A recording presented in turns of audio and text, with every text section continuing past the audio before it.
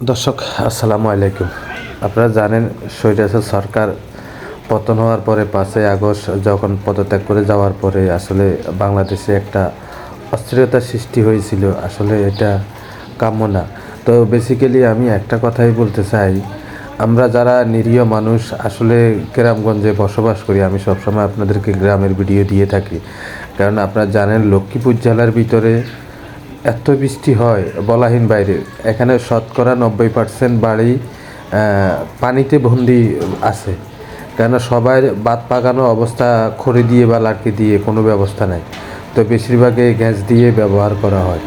তো গ্যাস দিয়ে যখন ব্যবহার করা হয় সামহাও, তখন গ্যাসের দাম এত যে বেড়েছে বলাহীন বাইরে। তো আমি এটাই বলবো, যারা আমাদের এই গ্রাম অঞ্চলে নেতৃত্ব দিচ্ছেন বা যারা ব্যবসা করেন, আসলে তাদের সাথে কথা বলে এটা কি কোনো ইয়ে করা যায় কি না, যে গ্যাসের দাম এত যে বাড়তি আগের চেয়ে, এটা কোনো কমানো যায় কি না বা কোনো কিছু সম্ভব হয় কি না, এটার প্রতি আসলে দৃষ্টি রাখার জন্য যারা লক্ষ্মীপুর জেলার প্রতিনিধি আছেন বা যারা দায়িত্বে আছেন, আমি তাদের কাছে বিশেষভাবে অনুরোধ করব। কেননা গরিব মানুষ আমরা যারা গ্রামে বসবাস করি, তারা তো একেবারে নিরীহ মানুষ।